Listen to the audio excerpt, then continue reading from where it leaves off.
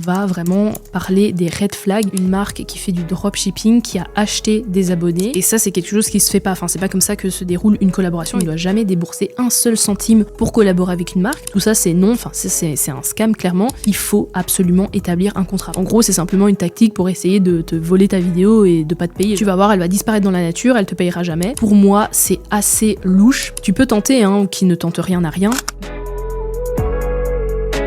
Bienvenue dans Coulisses d'une créatrice.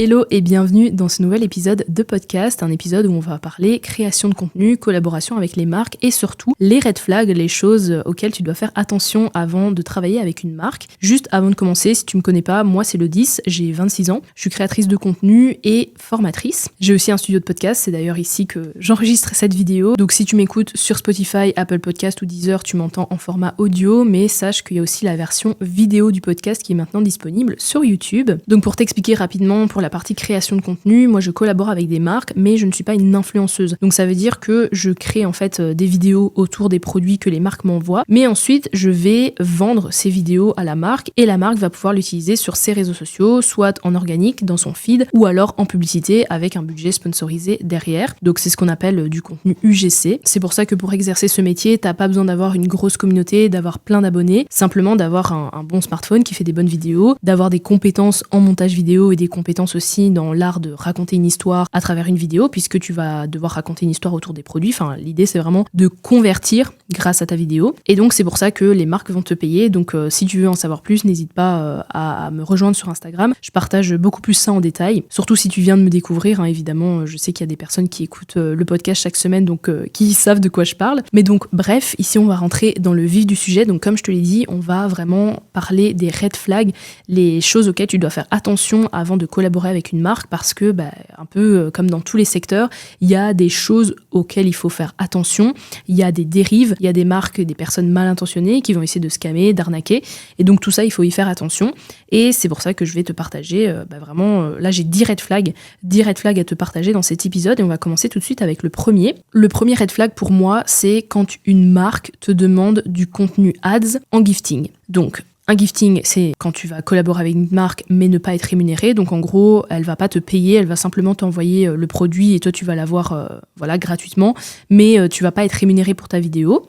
Et ads, c'est quand la marque publie la vidéo en sponsorisé, donc elle va utiliser un budget publicitaire sur ta vidéo pour que ta vidéo soit montrée au plus de monde possible et pouvoir générer de l'argent grâce à cette vidéo. Pour moi, pour ce genre de contenu, il faut que tu sois payé. Pourquoi ? Parce que la marque va vraiment générer de l'argent directement grâce à ton image. Et je trouve que ça a un prix. À la limite, tu vas faire une collaboration gifting, donc une collaboration non rémunérée en organique. La marque, elle publie dans son feed. Après, finalement, une vidéo organique, ça n'a pas une durée de vie éternelle non plus. Donc voilà, la vidéo, elle va être partagée sur les réseaux et tout. Toi, tu l'auras fait. Ça te fait une vidéo en plus pour ton portfolio, pour montrer un peu des exemples de ton travail. Mais ça, à la limite, ok. T'en fais quelques-unes comme ça au début quand tu commences. Mais du contenu qui va être sponsorisé en ads, pour moi, ça doit être rémunéré. Et t'as des marques qui vont faire semblant qu'elles connaissent pas la différence. Elles vont dire, ah non, nous, ads organiques, on fait pas la différence, c'est la même chose. Les marques savent très bien ce que c'est qu'une vidéo organique et ce que c'est une vidéo ads. Elles savent très bien qu'une vidéo ads, elles peuvent potentiellement générer plus d'argent derrière, puisqu'elles vont pouvoir la sponsoriser et cibler avec des audiences bien précises. Donc ça, pour moi, c'est un red flag quand une marque fait semblant de pas connaître la différence et qu'elle veut du coup récupérer ta vidéo pour la publier en ads alors qu'elle veut pas te payer derrière. Ensuite, le deuxième red flag, c'est les marques qui ont genre 30-40 000 abonnés sur leur compte Instagram mais qui ont 25 likes sur leur publication. Ça, c'est très certainement une marque qui fait du dropshipping, qui a acheté des abonnés, qui a peut-être aussi acheté des likes, mais voilà, qui voulait vraiment principalement acheter des abonnés pour vraiment créer l'effet waouh, parce qu'il y a des gens qui pensent qu'un compte est plus légitime à partir de 10K, donc t'as certaines marques qui vont acheter des abonnés comme ça. Et je me souviens très précisément d'une marque qui m'avait contacté pour ça, et le compte avait l'air, c'était vraiment un compte comme ça, genre tu vois qu'il n'y a aucune interaction sous les publications, il n'y a pas de commentaires, il n'y a quasiment pas de likes, il y avait 25 000 abonnés, je crois. C'était une marque qui vend des brosses à dents électriques et d'ailleurs, les élèves de ma formation avaient aussi été contactés par elle. Et en gros, c'était, je pense que c'était soit une marque de dropshipping ou alors un scam parce que dans mes souvenirs, ils te demandaient en fait de payer le produit et qu'ils allaient passer la commande sur le site, de payer le produit et qu'ils allaient te rembourser par la suite. Et ça, c'est quelque chose qui se fait pas. Enfin, c'est pas comme ça que se déroule une collaboration. Et d'ailleurs, c'est mon 3e red flag. Quand la marque veut te faire payer des frais de port ou qu'elle veut te faire payer le produit, sache que c'est un red flag, qu'il faut surtout pas faire ça. Tu ne dois jamais débourser un seul centime pour collaborer avec une marque parce que, tout simplement, déjà, le produit, c'est ton outil de travail pour faire la vidéo. T'en as besoin. Genre, imaginons que tu collabores avec une marque, une marque de gloss. À quel moment c'est toi qui dois payer le gloss pour faire la vidéo que tu vas leur envoyer, que eux vont utiliser sur leur réseau? Tu vois, c'est l'outil. C'est un peu, je te fais un parallèle. T'as une secrétaire qui travaille dans un bureau pour une patronne ou pour un patron. À quel moment elle doit payer pour utiliser l'ordinateur dont elle a besoin pour faire son travail? Elle va pas payer une caution ou payer un loyer au patron ou à la patronne pour utiliser l'ordinateur. Elle en a besoin, c'est son outil pour travailler. Ici, c'est exactement la même chose. Tu dois pas payer le prix du produit ou payer les frais de port ou payer les frais de douane ou quoi que ce soit. Tout ça, c'est non. Enfin, c'est un scam, clairement. Et si tu fais ça, tu peux être quasiment sûr que le produit, déjà, il arrivera jamais parce que c'est un scam, c'est une arnaque. La marque, elle essaye simplement, la marque ou la personne qui est derrière, parce que c'est pas forcément une marque, en fait. Ça peut être une personne lambda qui a juste créé un compte comme ça d'arnaque et voilà. Donc ça, fais attention à ça. Si une marque te dit oui, mais t'inquiète, on va te rembourser la commande, c'est notre procédure de travail et tout, tu fuis, tu ne collabores pas avec ce genre de marque. 4e red flag, la marque ne veut pas signer de contrat avec toi. Donc un contrat qui établit votre collaboration, un contrat de prestation de service. Pour moi, c'est un gros red flag et peu importe que ce soit une collaboration en gifting, donc non rémunérée, ou une collaboration rémunérée, il faut absolument établir un contrat. Parce qu'il y a des gens qui se disent que, pour une collaboration non rémunérée, en soi, je vais pas faire de contrat puisque la marque, de toute façon, elle me paye pas, donc il n'y a pas de risque. Il n'y a pas de risque au niveau du paiement parce qu'il n'y a pas de frais, elle va pas te payer, donc voilà, tu peux pas dire elle aura un retard de paiement puisqu'elle va pas te payer. Mais par contre, au niveau de ton droit à l'image, c'est très important de signer un contrat parce que, imagine, je prends l'exemple simple, la marque, tu lui donnes ton accord pour une vidéo non rémunérée, mais qu'elle peut utiliser sur son feed en organique. S'il n'y a pas de contrat, rien n'empêche la marque d'utiliser ta vidéo en ads, de mettre un budget publicitaire derrière et donc de faire des conversions sur ton image, générer de l'argent alors que toi, t'as pas donné ton accord pour que la vidéo soit sponsor. Ou alors, un autre truc qui pourrait arriver, tu fais une collaboration avec la marque, que ce soit gifting ou non rémunéré, tu lui donnes les droits sur ta vidéo pendant 3 mois par exemple. Pendant 3 mois, elle peut utiliser ta vidéo. Si tu n'établis pas un contrat entre toi et la marque peut très bien utiliser ta vidéo pendant 6 mois, 1 an, 2 ans, alors que toi, t'étais d'accord seulement pour 3 mois. Donc le contrat, il n'est pas juste là pour te protéger ton droit de paiement, mais il est aussi là pour protéger ton droit à l'image. Donc ça, soit tu vas avoir un juriste, soit tu vas avoir un avocat, mais tu fais en sorte d'avoir un contrat qui soit valide et pas un template de contrat que tu as trouvé chez une créatrice ou quoi, parce que souvent c'est des contrats qui sont rédigés sur ChatGPT. Donc fais gaffe à ça. Moi je dis toujours, il vaut mieux dépenser un peu d'argent et un avocat ou un juriste qui va te créer un contrat que tu vas pouvoir réutiliser sous forme de template, ça va te coûter peut-être 100 voire 200 €, mais je dis toujours que il vaut mieux dépenser de l'argent et être carré professionnel que faire le rat et d'avoir après des problèmes par la suite. Enfin, ce contrat, je veux dire, si tu veux te lancer sérieusement dans l'UGC, tu vas le rentabiliser. Donc il faut arrêter d'avoir peur de dépenser de l'argent parce que je sais qu'il y a plein de gens qui se freinent d'établir un contrat parce qu'ils ont peur d'aller chez l'avocat et de payer l'avocat.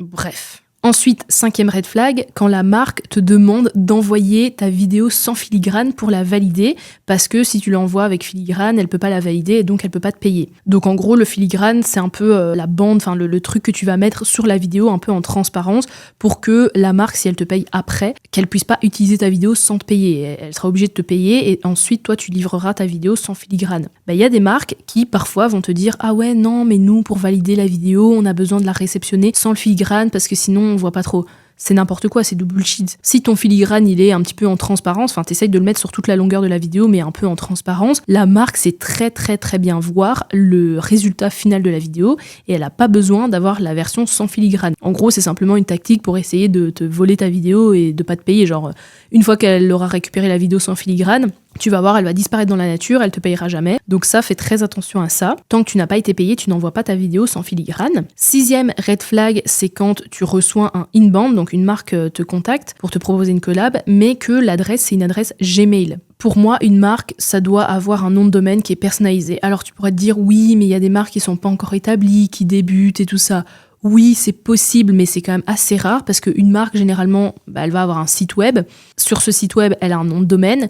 Et généralement, avec le nom de domaine, tu as un email qui est personnalisé. Donc, tu vas vraiment avoir rarement des marques qui vont te contacter depuis une adresse Gmail. Donc, pour moi, c'est un red flag. Souvent, c'est des scammers, en fait, tout simplement, qui n'ont même pas pris la peine de faire une adresse mail avec un nom de domaine personnalisé. Genre, si tu veux être scammer, scam jusqu'au bout et fais les choses bien, tu vois. Non, là, ils ont la flemme, ils se sont dit, vas-y, on fait une adresse Gmail, ça passe. Donc, méfie-toi. Ensuite, red flag numéro 7, c'est quand il n'y a pas de mention légale sur le site, il n'y a pas de CGV, tu peux pas retrouver le siège social. Un site web, t'es obligé, c'est dans le nom, t'es obligé d'avoir des mentions légales sur le site, légalement parlant. S'il n'y a pas de conditions générales de vente, encore une fois, ça c'est un truc qui est obligatoire. Si tu vois dans le footer, quand tu scrolles tout en bas et que tu retrouves pas ces trucs-là, que tu as juste un onglet contact ou un onglet, partenariat, comment collaborer avec nous, pour moi, c'est assez louche. Tu dois être capable de retrouver ces mentions légales, les CGV et le siège social pour voir si l'adresse, elle est bien.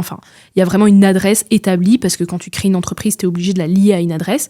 Donc, essaye de voir si c'est une vraie adresse, si c'est pas un bureau virtuel ou quoi. Parce que ça, ce serait bizarre. Si c'est une marque qui vend des produits physiques et qu'elle a un bureau virtuel, ça n'a pas trop de sens. Normalement, elle doit avoir mis l'adresse de l'entrepôt au moins ou l'adresse du bureau physique. Donc ça, fais gaffe. Red flag numéro 8, si une marque commente sous ton post Instagram, go DM. Il n'y a aucun moment une marque qui va te contacter et te proposer une collaboration en commentaire. Si la marque, elle veut bosser avec toi, elle va t'envoyer un message privé sur Instagram ou alors elle va carrément t'envoyer un email. Mais à aucun moment tu vas voir Sephora t'envoyer go DM sous un de tes posts et ce sera Sephora, tu vas collaborer avec eux. Non, si Sephora veut bosser avec toi, déjà soit ils bosseront via une agence, soit ils bosseront en direct avec toi, mais ils vont te contacter par email ou par message Instagram. 9e red flag, si une marque te fait une offre très très basse, donc un prix très très faible, et te dit que y a d'autres créateurs qui acceptent, donc on est obligé de proposer ce prix-là. Ça, c'est un red flag. Souvent, c'est faux. Souvent, la marque, elle joue un peu, elle dit « Ouais, non, mais nous, 30 €, c'est le max qu'on peut te proposer. » 30 € pour une vidéo, quand même, vraiment un délire. 30 €, c'est le max qu'on peut te proposer. Et en plus, on a d'autres créateurs qui acceptent à ce prix-là. Donc voilà, nous, c'est à prendre ou à laisser. Et toi, du coup, tu vas dire « Ouais, non, s'il y a d'autres créatrices qui acceptent, ça veut dire que je dois accepter. Peut-être que mes prix sont trop élevés. » Non. Souvent, c'est du mytho pour essayer de casser les prix ou d'avoir du gratuit. Reste aligné à tes tarifs. Si toi, ton tarif, c'est 150 € la vidéo, si une marque te propose 30 €, tu peux pas accepter. Je veux dire, ça n'a pas de sens. Et alors, 10e red flag, si tu vois sur le compte de la marque que ces 2 derniers mois, elle a 40, 50 vidéos avec des créatrices différentes, c'est très suspect. Parce que tu pourrais dire, ah ouais, elle bosse avec plein de créatrices, c'est trop bien, ils font de l'UGC, ils vont me payer et tout, ils ont du budget. Ce que ça veut certainement dire plutôt, c'est que la marque a essayé de gratter du gifting à tous les râteliers. Et le problème, c'est que ça marche. Il y a plein de personnes qui sont trop emballées, genre quand il y a une marque qui les contacte et qui leur propose une collaboration non rémunérée, et du coup elles acceptent, et donc les marques, elles récupèrent plein de vidéos, donc elles sont contentes parce qu'elles ont des vidéos gratuites, mais toi, ça doit te mettre la puce à l'oreille. Si tu vois qu'en l'espace de 2 mois, il y a autant de profils différents, réfléchis un petit peu. C'est très peu probable que toutes ces créatrices-là, elles ont été payées 150 €, 200 € pour leurs vidéos. Ça fait quand même un gros budget pour la marque, et si c'est pas une marque qui fait des millions par an, ça me semble peu probable. Donc oui, tu peux faire tes recherches sur les marques qui font déjà de l'UGC et contacter ces marques-là en priorité, mais si tu vois qu'il y a vraiment beaucoup trop de profils sur le compte, tu peux tenter, ou qui ne tente rien à rien, mais ne sois pas étonné s'ils te proposent une collaboration non rémunérée. Voilà, c'est la fin de cet épisode. J'espère qu'il t'a plu, j'espère que t'as appris des choses et j'espère que ça te mettra en garde vis-à-vis des marques qui parfois sont peu scrupuleuses ou des potentielles arnaques. Donc vraiment fais attention, c'est un secteur comme un autre, il y a des dérives dans tous les secteurs comme je l'ai dit au début de cet épisode. Le tout c'est d'être informé, de faire attention à soi et puis de prendre les bonnes décisions, d'avoir un esprit critique. Donc voilà, n'hésite pas à partager l'épisode dans ta story, comme ça on peut mettre en garde aussi les autres créatrices qui se lancent, qui débutent ou qui ont déjà eu des expériences similaires. En tout cas, je te remercie et je te dis à la semaine prochaine.